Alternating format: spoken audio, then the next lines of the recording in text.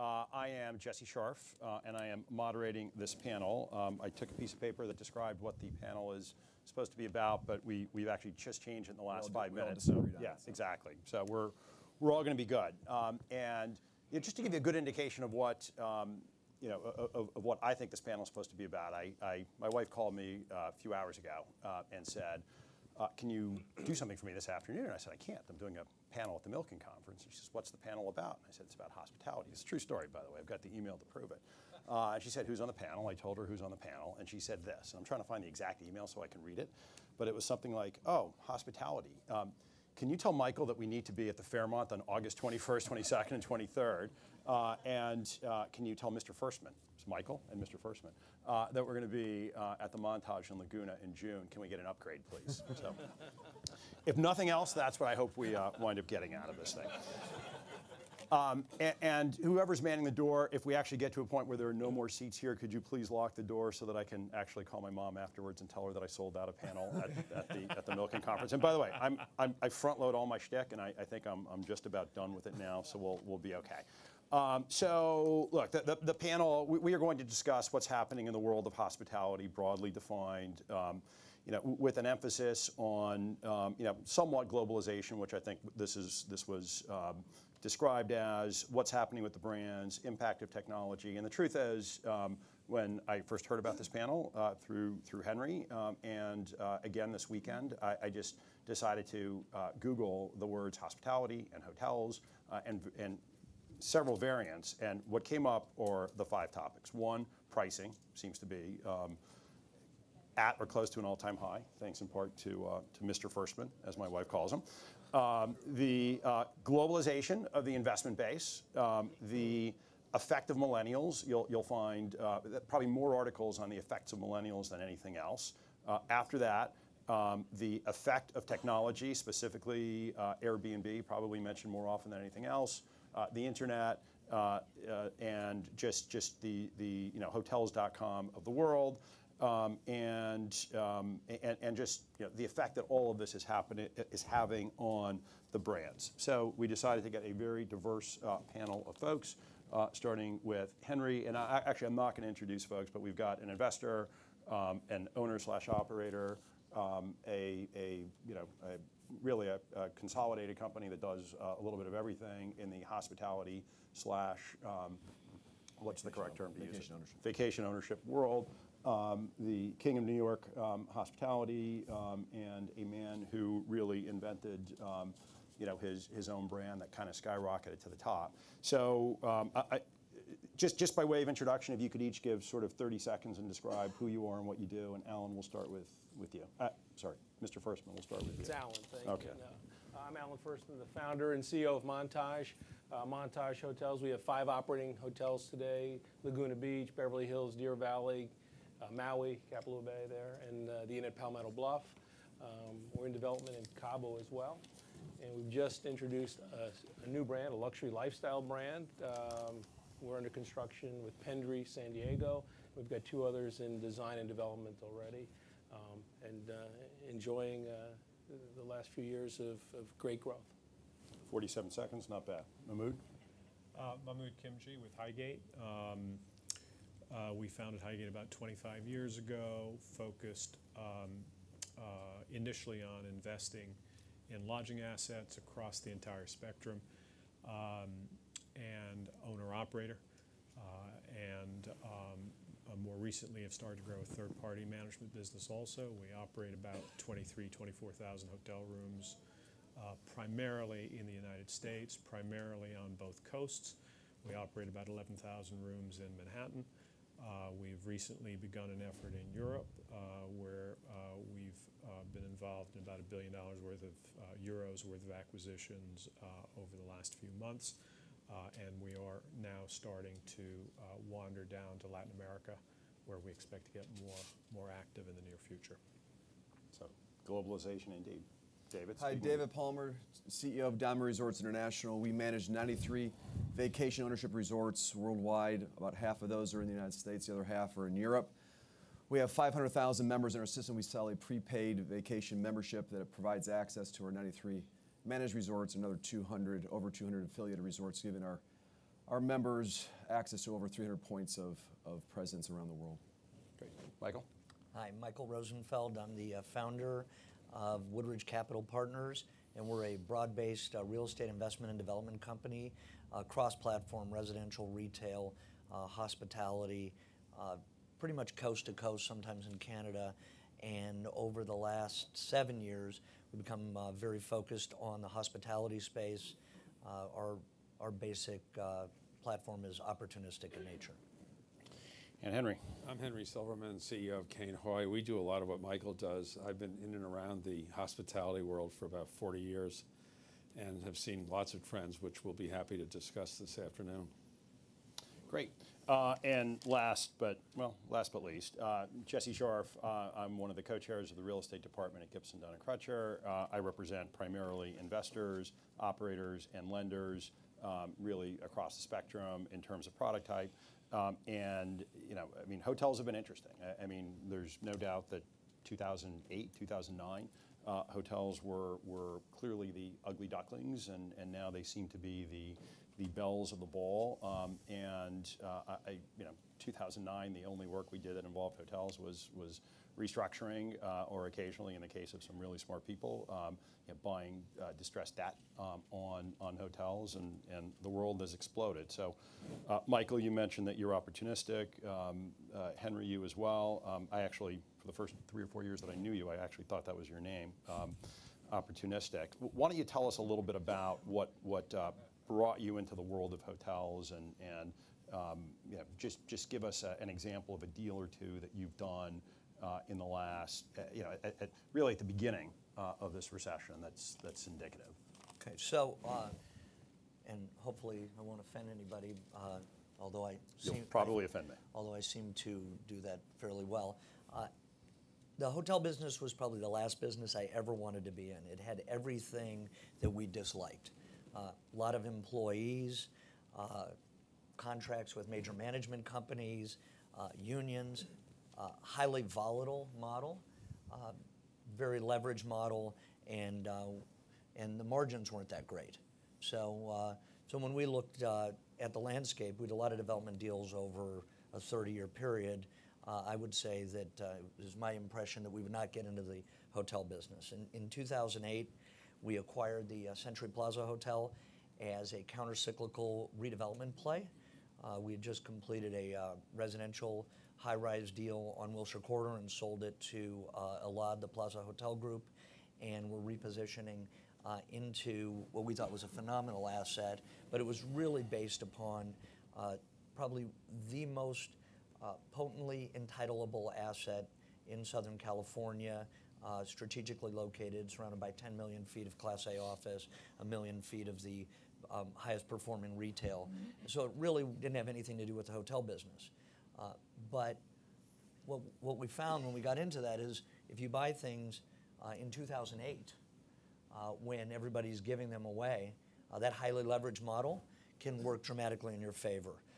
And consequently, since that time, we've acquired the Fairmont Orchid in Hawaii, which we're currently selling at nearly double what we paid for it 3 years ago.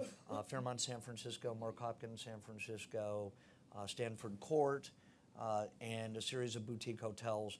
And we have found, really with the help of some of our friends here, that it's an entrepreneurial business, that the leverage model can be used dramatically in your advantage, especially in an environment where you have contracting interest rates, higher advance rates when you're buying at the lower end of the cycle.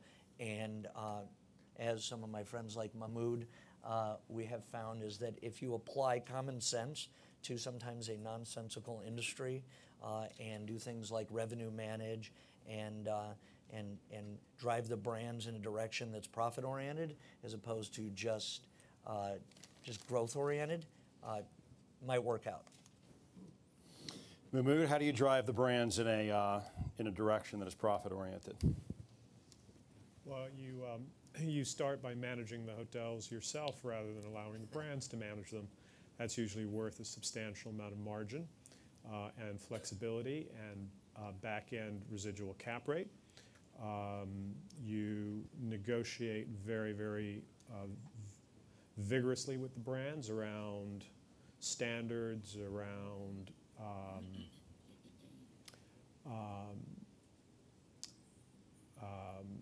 capital requirements, around positioning. The brands are not always aligned with owners around maximizing the revenue and profitability of these hotels, because their objectives are much more focused around the customer and the customer's objectives and the brand's objectives, which don't always correlate with an owner and an operator's objectives around maximizing top line, bottom line, and value. So it is a very nuanced process that requires a great deal of effort on a regular basis. Okay. David, you are the brand, you are the reservation system, you are the manager. How much easier or harder is your business than everybody else's here? Well, we actually, if you think about what Mama was just saying, we actually we go across the entire enterprise. So we're the asset owner of the inventory that we haven't sold. We're the asset manager. We're also the membership manager. So slightly different than what he's dealing with, where he has a finite asset. He's looking at the free cash flow conversion. We actually have to look at the free cash flow conversion at the consumer level, and then at the asset level. So we're in the asset management business. We're also in the membership management business, and we have to marry those two, and manage that conflict that sometimes does exist, because we talked about in our prep sessions, the expectation of the consumer sometimes can be a drain on capital resources, depending on how you serve that consumer. And we need to be able to leverage our investment across a much larger consumer base. So we talked about the application of technology. So in our business, the application of technology allows us to marry those two journeys, the journey of asset management and the journey of consumer experience, and allows us to effectively convert that to very high free cash flow in business, where in some of the higher end assets, it's difficult to leverage that experience. You do have that disparity. So we actually are very, very focused on monolithically controlling the entire journey, both the consumer and the asset. We don't get involved in any type of transaction where we actually are managing on the behalf of somebody else. We all make sure that it's own ecosystem. But it works well, I think, in the mid-market. I think it's difficult to apply that necessarily in some of the higher-end journeys where you have that disparity of interest. I think, Jesse, that's one of the important things that's changed in the core hotel lodging space, where brands are increasingly asset light and therefore do not have the same alignments that we're talking about here. And that's where operating with the brands today is a different business than it might have been, as little as 5 and 10 years ago. Yeah, and we'll get to asset light in a moment. Although I think I heard David say that your job is easy. That's what I got. It's more focused. So, Alan, I mean, you're or that you're better at it. So, Alan, you've existed heretofore at the top end of the market. I mean, just to get back to the recession issue for a moment. Right. How dramatic was it on your business, and have you recovered fully and then some? No, we fully recovered and then some. I mean, the timing couldn't have been worse to happen. Open Beverly Hills in 2008, a market that had been running 84% annual occupancy. The year we opened, the market dropped to 48%, and we had the highest priced real estate we were introducing to the market at the same time. But the market has rebounded amazingly well. It just required perseverance, and with the real estate we had to sell and competing with some of the best hotels and brands in the world, we just couldn't compromise on the service levels to build the brand and build the hotel and the reputation. Pleased to say we sold all the residential at record pricing, and we've had our first resale at a record price as well. And we've seen great opportunities through the recession.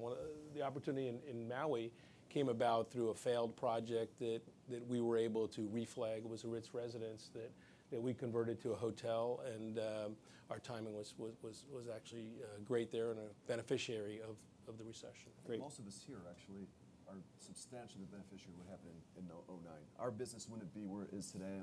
Henry's powered, a lot of the industry. I think all of us have been able to be very opportunistic in taking advantage of the asset repricings that occurred in 2009 and 2010. Makes sense. Henry, I mean, you're an opportunistic beast by nature. What have you been doing over the last 5 or 6 years, and what does the market look like? Well, I think just to today? give it some historical context, it wasn't that long ago, it was probably in the mid-90s that people made reservations by actually picking up the telephone and calling an 800 number, which I doubt anyone in this room has done that in the last X number of years. And you had to have like 300 properties to be a, quote, brand, unquote. And the power of social media, of the internet, of the OTAs, and all the other ways that you can access hotel properties has allowed Alan, for example, to create a world-class brand with just a handful of properties, which wouldn't have been thinkable, let's say, until perhaps the 2000s. So I think there's been a sea change, and that's been reflected in valuations. What we do is what some of your fellow panelists have said. We try to supply opportunistic capital to people who are either building condos with amenitized facilities like hotels, or we've tried to be a solution provider for the timeshare industry to allow those companies to be much more asset-light than the traditional model used to be. Got it. By the way, just one other housekeeping item. We are going to have 10 minutes at the end for questions. If anyone wants to send a question to me by text instead of asking the question live. In other words, if you want to ask an anonymous question, you can just text it to me at 310-922-1493. Last time I did this, I gave out my son's phone number, and he wondered why he was getting a bunch of questions. So so it sounds, Henry, like you're saying that bigger isn't necessarily better in the world of brands. Is this really something which is really just at the top end, where you have the ability to provide just higher level of services and get incrementally higher rate for that, or is it the case really across the board? And I know we've got people with a variety of different products here. Do you find that the economies of scale of the giant brands, are necessary or beneficial, or can you do better on your own? And Mahmood, I know you've got a handful of hotels that are truly independent. I mean, you're sort of your own brand as well. Why don't you just give us your thoughts? I mean, you negotiate with brands every day of the week. I think our perspective, to Henry's point, is that the world of distribution, as all of you know, has changed drastically, particularly over the last few years. And so the capability to distribute is unprecedented and is happening in ways that haven't happened previously and is changing incredibly quickly. So Google, Amazon, all kinds of people. I mean, the travel business is one of the largest businesses on earth. And everybody, any guy sitting in a garage today is thinking about how to disrupt the space. So the ability to take one hotel or a small group of hotels and distribute them globally is extraordinary. And if you have a great independent hotel in a great location with a great concept, great service, great positioning, great food and beverage, it can become an overnight global sensation and can launch entire brands. So, there are plenty of examples of it. Obviously, Alan with Montage is one at the luxury extreme. Ace is another at the other extreme. And then there are all kinds of brands and concepts in between. So the power of the traditional hotel brands, focused around two things: distribution and rewards. And I think that we are seeing that the distribution piece is increasingly being disintermediated through technology, and the membership reward piece is becoming increasingly less relevant. So the guest who comes to Alan's hotels or who goes to the Ace really doesn't care about whether they get rewards points, because they tend not to use them, and they don't use them in the same way, and there are other ways for them to get that kind of participation. So the brands, I think, the traditional brands are in an arms race to preserve their share of the lodging space, And obviously, one of the things they're doing is following Alan's lead and that of others, and essentially creating soft brands as a way to try and maintain share in this very, very rapidly changing ecosystem. Sorry. Well, the transparency has really been helpful when creating a new brand. Our customers looking at TripAdvisor, Yelp, and it's no longer your advertising budget that's going to help create or establish your reputation, or even the PR. You have the ability to look and see what consumers are saying in real time. And many a trip is booked by looking at who's leading the market and what are the other customers saying about it. So we like that because it lends an authenticity and legitimacy to it that in an earlier era you would have had to try and get that story out through PR advertising. Now it's there in real time. Right, and I imagine that can go both ways. I mean, in terms of just creating. Well, if you have the goods, it goes the good way. So you mentioned, Mahmood, distribution and rewards. I mean, there is something to be said for the consistency of standards of you know, that are associated with the brands, even if they're not managing. I think that's right, but I think especially for the business travel. Right, I think Alan's point about transparency and the ability to, you know. Historically, if you were associated with a major brand, you sort of got a free pass on quality and consistency for a period of time until the brand took proactive action to potentially remove you from the system. Today, you're graded every single day by every single guest who comes through your hotel, and so that has provided enormous capability for the consumer to make a decision about where they want to stay and the kind of experience they're going to have.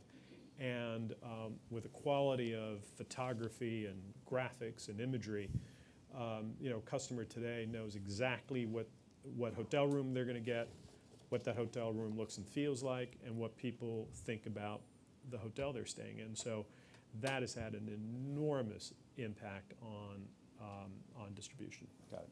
And I'm going to get back to the brands and some other disruptors in the business as well, but I want to, Henry, you made an asset-light comment before. And I mean, I guess everybody in this panel is involved to one extent or another in acquiring assets or financing the acquisition of assets. Michael, how has the marketplace for financing these assets changed over time? And Henry and David, I'd be curious to hear you guys talk about the application of this asset-light model to your business. But Michael, we'll start with you. I think there's a number of themes that, and this is a great panel because we're all kind of at different touch points in the space. But if you look at what's happening with the brands, why did they go asset-light? It tells you a lot about the industry. When you have people who are controlling the distribution channel of an entire industry who are saying, I don't want to own the hard assets, I just want to get paid for running them, that tells you a whole lot about what's on their minds. And what's happened is you've had a nice sorting of disciplines as a result of that. And as Mahmood pointed out, I think you've created some you pointed out some inherent conflicts in terms of the motivations of the various parties. When you have brands that are driving the distribution channel at a very large level, who have divested of their physical ownership in the assets and are basically selling revenue streams, their ambition is to sell their brand, to promote their channel, and that can be in conflict with property owners where there may be less expense controls and things of that nature in terms of competing priorities. As far as the financing model's gone, that's created an opening for people such as ourselves. You saw a lot of aggregation in the prior cycle, which we saw some pretty significant meltdowns as a result of over-aggregation, and you can't be effectively delivering to all different levels of the marketplace. And this is why you see the brands creating the segmentation. From a financing perspective, when we got into the market in 2008, the financing market in the country, there were people who were concerned there wasn't going to be a financing market left in the country. Commercial banks were well, what Geithner was at lunch today, but we had a situation where balance sheets were under severe attack. There really wasn't a vibrant lending market. We stepped in on an opportunistic basis to start buying strategic assets, and as evidenced, we own Hyatts, we own Fairmonts, we own Marriott, Ritz-Carlton brands, we own your Continental brand. So we've kind of been able to experience the pluses and minuses of each one of them. But since 2008, advance rates, at that point in time, maybe you were at a 50% advance rate.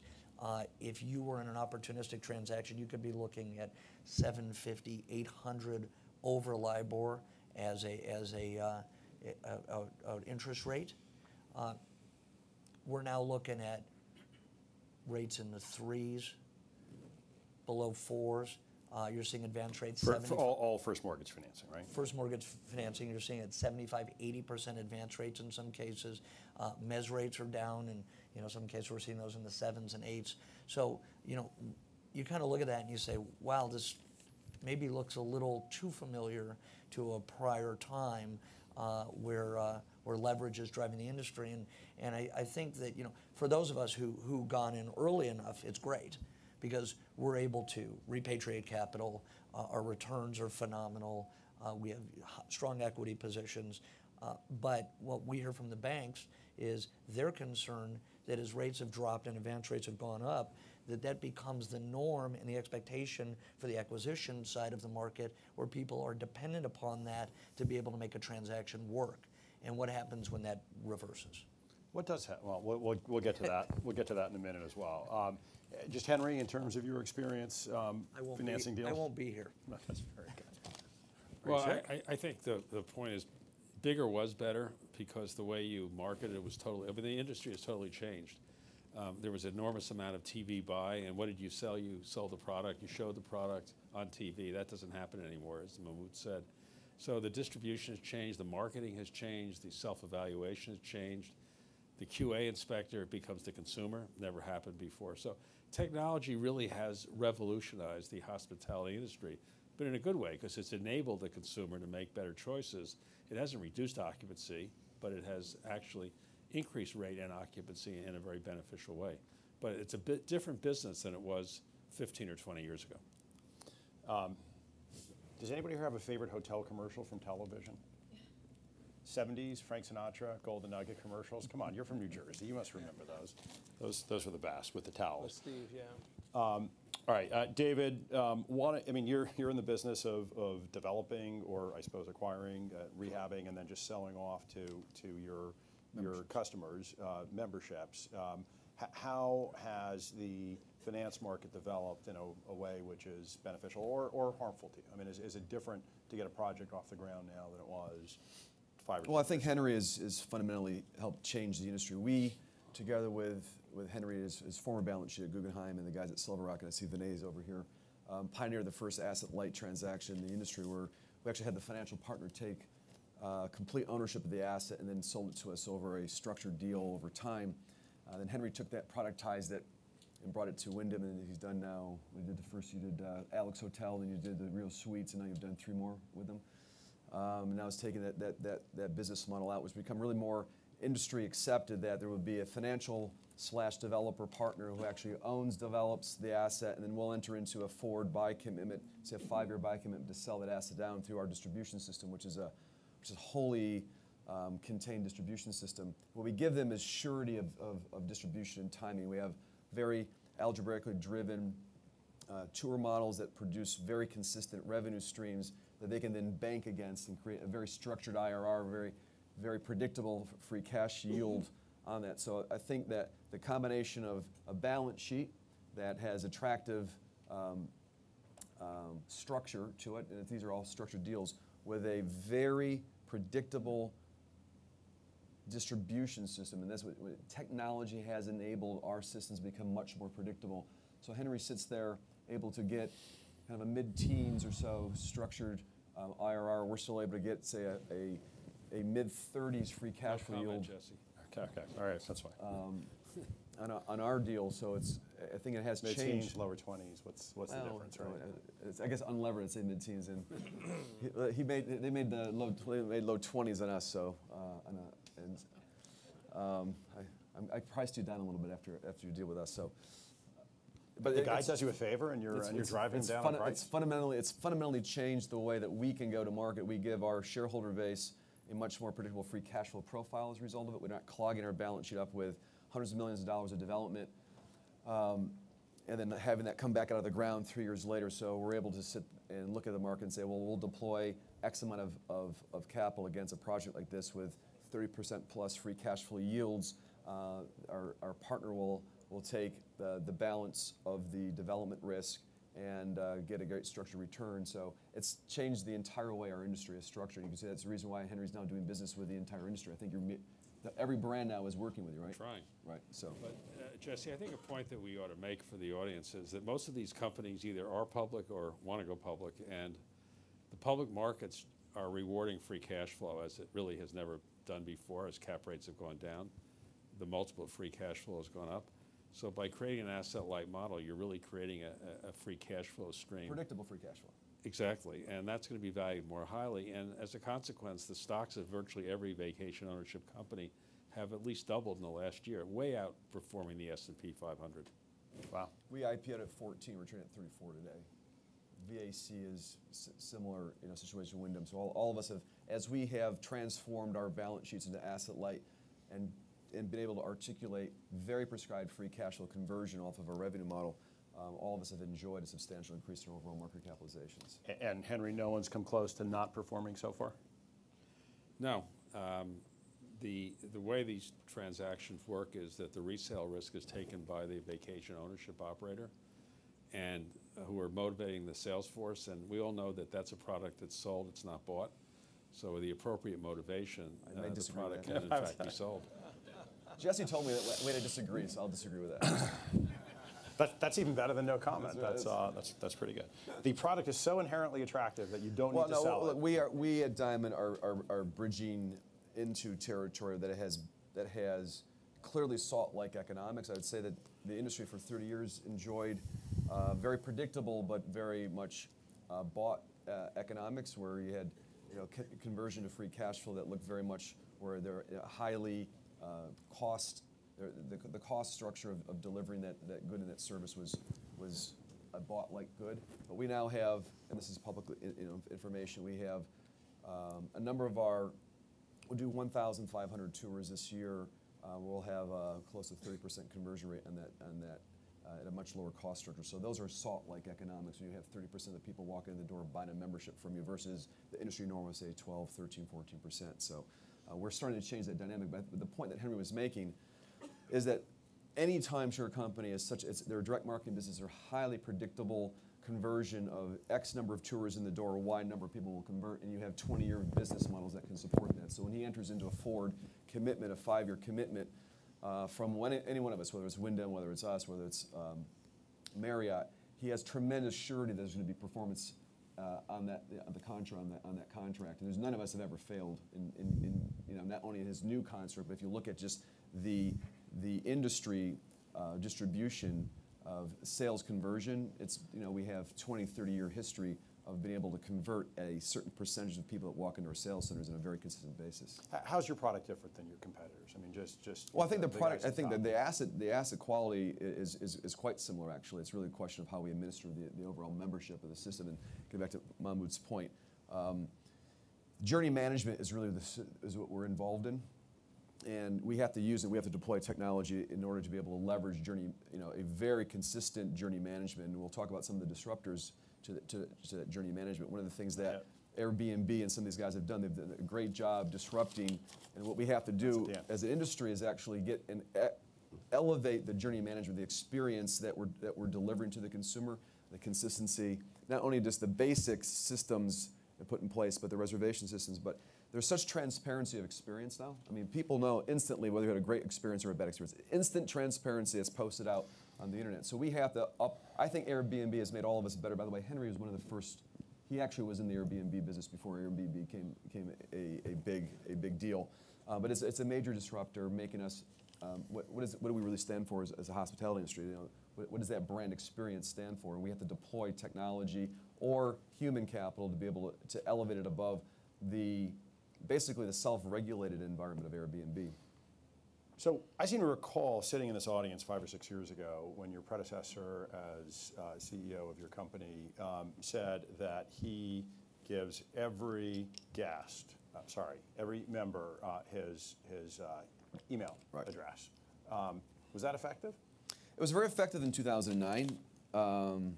2009, you had the entire hospitality industry was running away from everything, right? Low occupancy. Nobody wanted to own the assets. We actually stood up.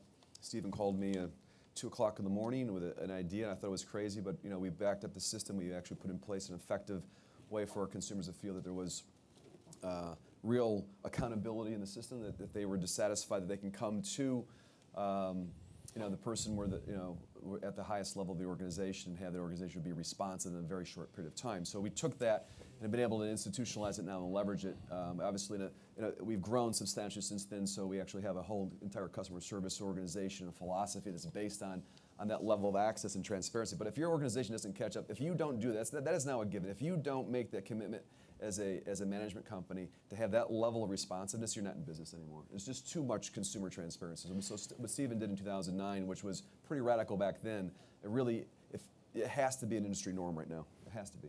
Any truth to the rumors that you're going to be on Undercover Boss? No. Okay. None whatsoever. I'll not here. All right, we're going to get to Airbnb and other disruptors in a minute, but I just to go back to the capitalization issue, how are you guys capitalizing your deals? Has it changed at all over the last couple of years? More foreign money, or has your model basically stayed the same? I mean, Mahmood, I know every time you have a deal, there's 73 people lining up to finance you.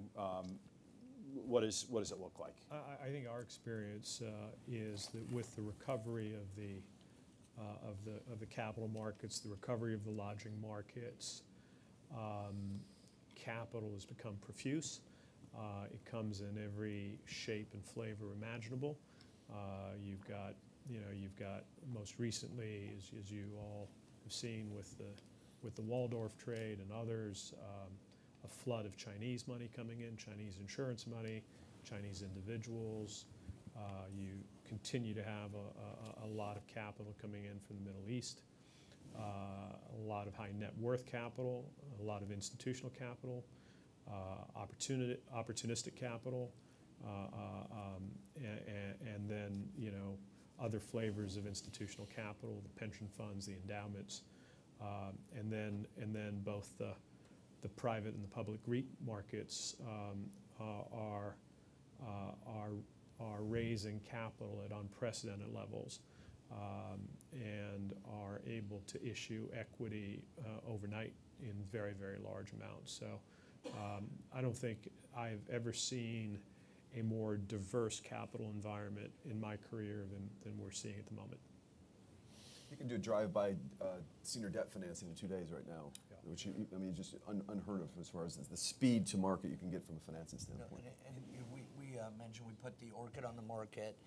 We had life company, REIT, foreign, and institutional investment fund bidders all competing aggressively. We've never seen all of those channels on at the same time in the market. So the capital is fairly replete right now.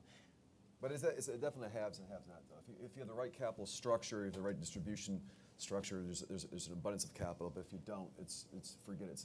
You can't even get a meeting on them. So we're seeing at the ultra high end similarly. We now, of our 5 assets, one's owned by a public REIT.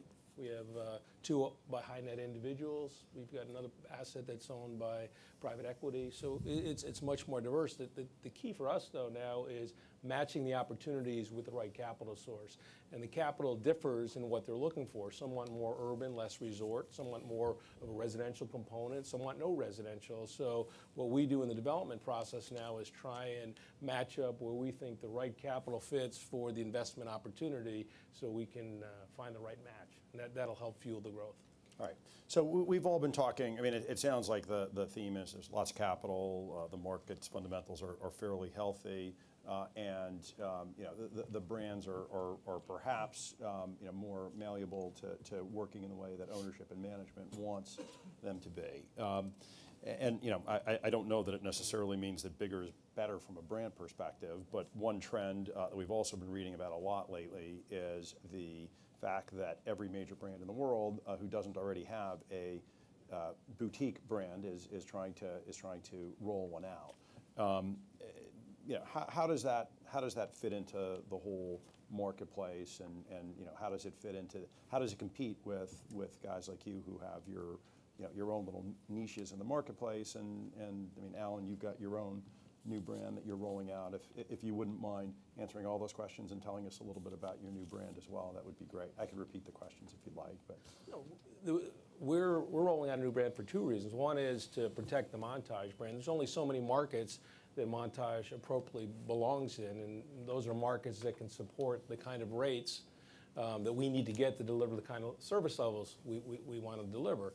And being able to critique what some of the more legacy brands had done by developing in secondary and tertiary markets, you had a natural disconnect where either you'd have an unhappy owner of the asset because the returns weren't right when you saw the staffing that was required to be successful, or you had an unhappy brand who cut back on the service levels to meet what was proper for that market. So we opted, instead of trying to force Montages into markets that couldn't support Montages, and yet still wanting to leverage the infrastructure that we had built and put together and our service culture that we knew would do well in other markets, have developed a luxury lifestyle brand. So we're going to be competing against the likes of W, Andaz, Edition, with a brand called Pendry that will be primarily urban, lifestyle, a little younger, but it'll give us the opportunity to grow and build the right products in markets that can support it, and really enable us to keep the Montage brand pure at the ultra high end. We'll also avoid that problem where you have somewhat of a disconnect between your best and worst properties as the hotel companies get larger.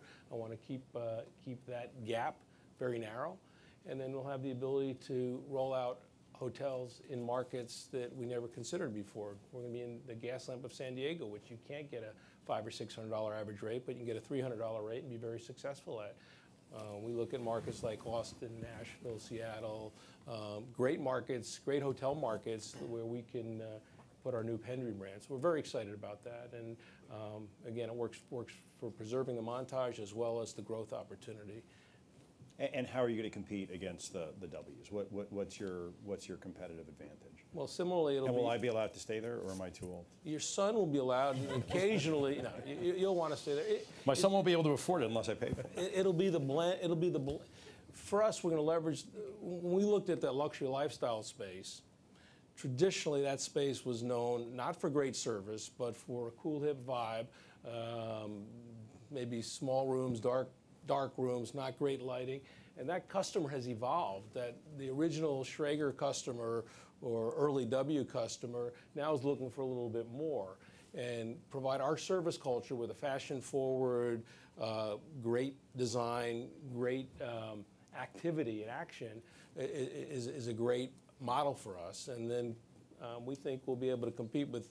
Again, starting a newer brand is much easier today based on the distribution channels than they were heretofore, and we'll be able to leverage off our great database with Montage, and I think we're well positioned, and we're looking forward to introducing it to the world in next summer. And San Diego's hotel number one. Hotel number one. We've got two other hotels that we're in design right now. Another one's under construction. We haven't announced those two yet, but we'll announce those in the next 30 to 60 days.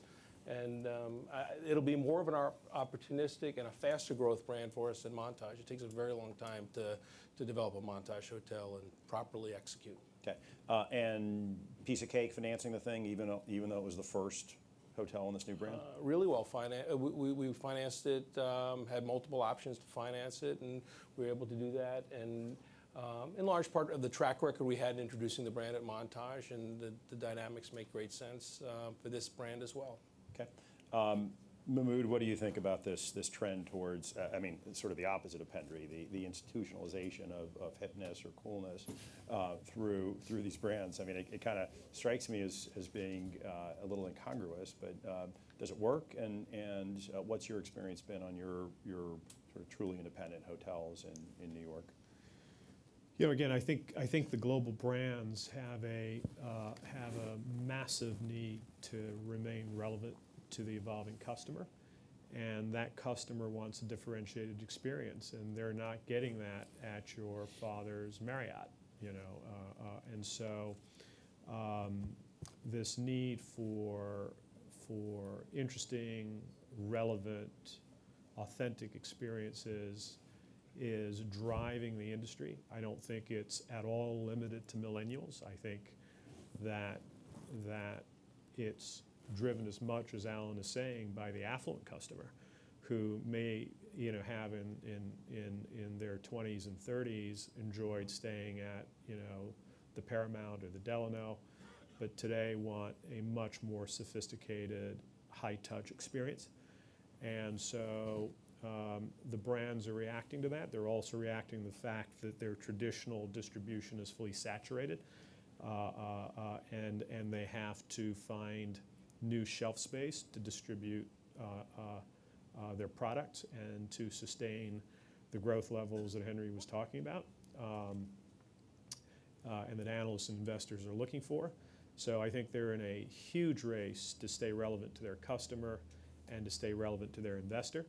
I think there is a very, very serious question about whether they can deliver the experience that people like Alan and others deliver every day. You can put yourself in that category, Mahmood. It's okay, no problem. And I think they're trying to do it through partnerships like Edition's partnership with Ian, or with a view that essentially says to a developer and owner today, you know what, we're a soft brand, meaning you can pretty much do anything you want.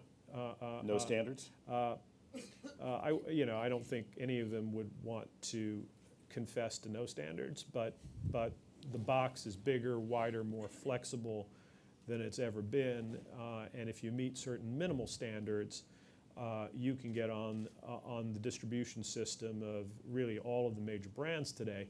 So really, I think where they're moving to is to accept the individualization of the lodging space, and realizing that what they bring to the table is access to global distribution. And I think the shoe that hasn't fallen as a result of that is that people are going to rapidly start to ask, why they would pay 12, 13, 14% in distribution cost to those major brands when they can go to Expedia, Travelocity, Hotels.com and pay only for the business that those distributors generate. So they may still pay the same 14, 15, 16%, but they pay it only on the revenue that's delivered rather than on the entire gross revenues of that hotel, including food and beverage. So you may, as a result of this, see some very, very substantial shifts in the economics of the dominant hotel brands. You're going to see Google disintermediate that space. I want everybody in the room, when you do a search, to watch how that search is changing over the next 6 months to a year. Google is going to disintermediate the distribution space. They've started it in a very slow fashion. They're experimenting right now, but I want you to watch the search order that comes up, how Expedia comes up versus placement of Google organic search.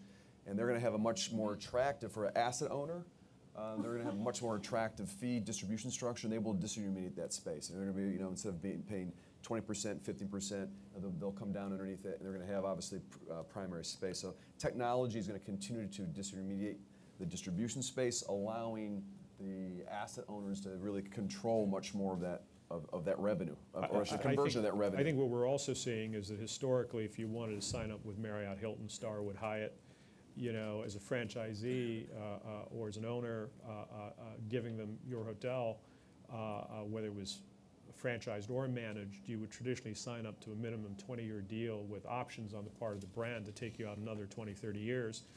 These soft brands have now started to talk about 5-year deals that are terminable on sale.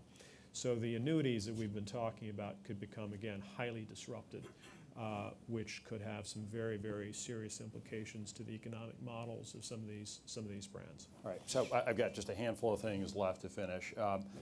Millennials, I know it's a broad topic, but in terms of the design of hotels, the way millennials find things, and what the balance of leisure versus work travel. I mean, literally just put in millennials in hotels, and you'll find 4 articles in the LA Times in the last 6 weeks, a couple in the Wall Street Journal, and 1 or 2 in the New York Times. Henry, is it all bullshit, or do millennials really think differently from a hospitality perspective? I'd say more bullshit than anything else. Okay. I was at the W South Beach this weekend, as an example. I don't think I would say the only difference between that and a less hip hotel is they had a better DJ around the pool. But other than the music, I would be hard-pressed to tell you there was a big difference. The That rooms said- were maybe smaller. Maybe. That said, that the crowd was generally very young, very European, or at least very non-U.S., and certainly a lot of millennials, but I don't know that that's necessarily a group that one is going to market to, or if that's going to, I don't think it's like the baby boomers were, for example, 20 years ago. But the millennial consumption, though, look, if you're not on a mobile device, if you're a hospitality company, if you've not seen the entire customer journey, the millennials have driven that. They've dragged the parents into that journey. We actually sell a vertical membership, so the family has a full membership with us. So we are serving millennials every day. And Wi-Fi demand, we look at Wi-Fi usage at all of our resorts. And the consumption of multiple devices and Wi-Fi bandwidth at all of our resorts has been very much driven by millennial phenomenon. And then what they expect on that device, and therefore the customer journey, and what they want is changed substantially. We're in a big mobile rollout right now, and they want to be able to way in advance of showing up at a resort, understand and program out that entire week. And so the parental journey, the old folks like us, we've been dragged into a bit of a technological revolution by at least our millennial customers. So I think there's part of it is a little bit hype. Everybody talks about millennials, it's a big thing, but we're living it every single day because we actually have both millennials and boomers together on vacation. We see how it has actually transformed the expectation of the guest journey every day at one of our resorts. So I think it is a phenomenon that we can't ignore. And to me, it's principally it surfaces in a mobile revolution in the way we deliver a hospitality experience. Michael, is it going to change the way you do business? And I agree. I don't think it's just millennials. I do think that there's an attribution there, and we have seen a big movement in terms of the more boutique delivery. We have the Colony Palms hotel down in Palm Springs, and the customer base there, all I can say is if I went to the pool, it would be like the remake of Jaws. People would be running from the beach because they were all tanned and fit and tattooed and whatever. But It's a fun place to be. that is a fun place to be. But Whether Michael's there or not, it's a fun place to be. but I do think that the touch points in the industry have changed dramatically. I think that that's correct. The movement towards a more personalized experience through technology has created, you see now, they know who you are when you check in. They know what your customer preferences are, what room type you like, where you want to eat. This is creating a new trend.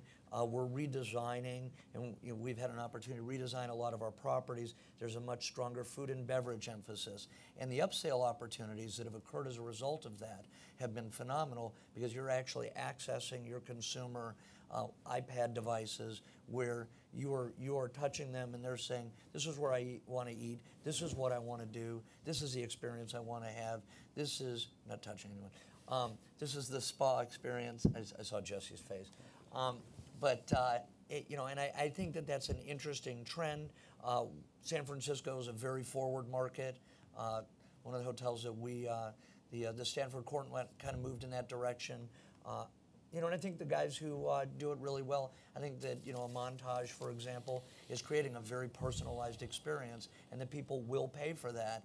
Food and beverage has been a loss leader in our industry when you're dealing with it on a mass delivery basis. And this is creating opportunities for us to actually make money in those spaces and to be more tailored in the way we're delivering. Give an example how the millennials, Skype and FaceTime have changed the acceptance of that interface. So there's been a technology that's existed in the game industry for many years, facial recognition technology. They use it to recognize whales when they come in, or so we're doing an experiment. Whales, like from Michael's story? Yeah, from Michael's story. You're running away really quickly from Michael.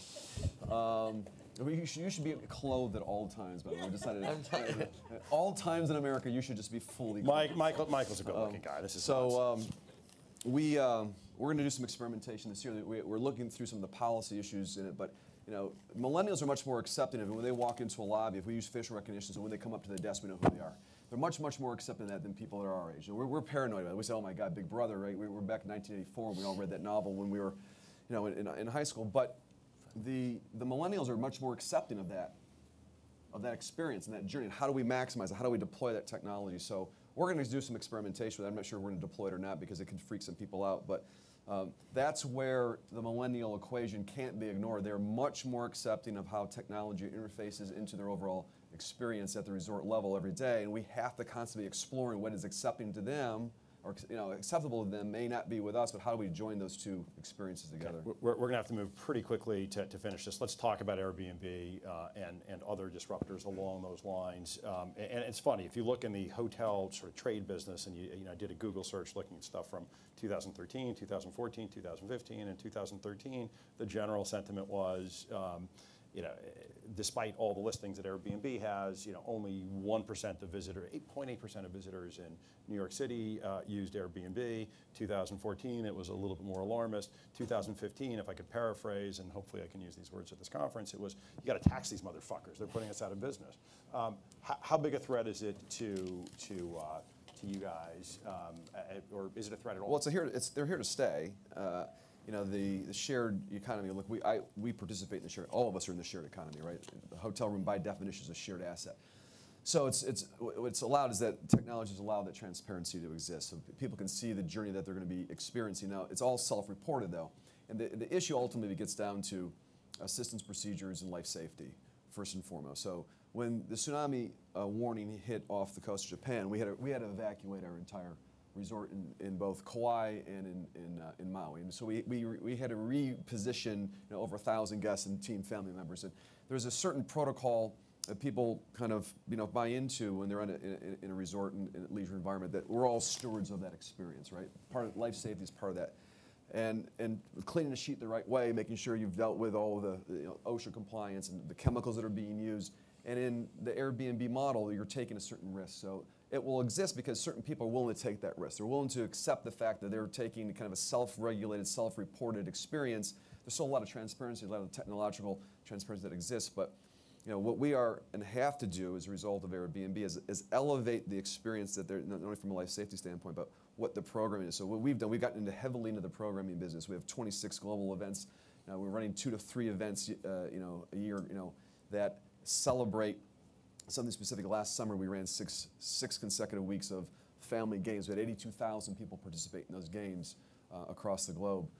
Those are the things you can do as a brand. You can program out the experience that you can't do at an Airbnb. Now, Airbnb is here to stay because some people want to go and have a 4 or 5 bedroom home. Somewhere we actually have, and we've created our own bespoke villa rental program to allow people to have that type of experience. But you can't ignore that it's there, and they've created, through a mobile application, the ability to see what they're going to have. It's not going away. Michael, Mahmood, you guys are in New York and San Francisco, which seem ground zero for Airbnb. Is it and you guys aren't at the lower end of the marketplace. Is it really a threat to you? And if not, is it a bigger threat lower in the market? They're a major disruptor in those markets. They are siphoning demand at the most compressed periods in those markets. So their utilization is exploding, and it's exploding at the most compressed period. So their impact on rate integrity is very profound, and they're able to do it without being privy to the same set of constraints that the conventional lodging industry confronts. So they enjoy some temporary advantages, which I suspect will change in relatively short order. And taxation, regulation, taxation, fire, life safety, labor. I'm going to have to start using union labor in my house when I rent it out. You may. It's already been offered by Airbnb in some of those markets. So, I think they're. They've in a short span of time become as large as any global lodging company. And ironically, as measured by market value. market value for sure, larger than anybody, right? And growing at a faster rate. And room space. And Right, room and space. I also think that as much as they become a disruptor, they become a differentiator, and it's driven all of us to provide a better experience and to distinguish the benefits of what we're delivering. And in the right markets, we embrace competition. We're seeing 85, 86% occupancy rates across the board in the Bay Area. That has not come down as a result of Airbnb, VRBO, or anything like that, but we're delivering a very segmented, specific experience, and I think that makes us all a little sharper. Okay. If there are any questions, I'll take one from the audience. If not, I will ask one final question here. I see a mic, but I don't see any actual people We can't see. with questions. That's true too. All right. So it seems like in outside of the hospitality world, in the world of office REITs and retail REITs, there's been a tremendous amount of M&A activity or threatened M&A activity. In the world of just general property managers, the big time property services companies, there's been a tremendous amount of M&A activity. I mean, just sort of getting back to what was the purported theme of this thing, is bigger, better. Do any of you foresee a wave of M&A activity in the hotel world, either on the ownership side or on the management side, or is where we are about where you think it'll stay? I think you'll see more M&A activity because all the trends that the panelists have talked about, none of which are really good for the brands, for the management companies or the franchisors, are going to drive down revenues. And so what way can you grow your earnings? Well, the only way to do that is take costs out, and the best way to do that is to merge with somebody where you take two overheads and make it into one. So I think you will see a significant amount of M&A activity within the space. There'll be some, I think, this year and the next few months. And I agree with that. And you're also seeing it from the foreign channel, the competition for resources, bringing capital into this country for various motivations. You're starting to see some pretty significant buying trends, and being able to accommodate those distribution channels through the aggregation of product is something that we're starting to see and something we're starting to get involved in. We view it bigger is not better. Differentiated is better. And the value proposition is to continue to be able to differentiate yourself, not be a commodity. If you're selling hotel rooms like a commodity and you can't distinguish yourself, then all you're going to do is ride the cycles of the current economic cycles. So it'll go up and down slightly. But if you want to really have a higher valuation, you need to be highly differentiated, where you take some of the factors out of play that currently would depress the opportunities to have the kind of premiums we need to get to be where we want to get. Great. Final word for anybody? Great. Thanks, everyone. Really appreciate it. Thank you for your time.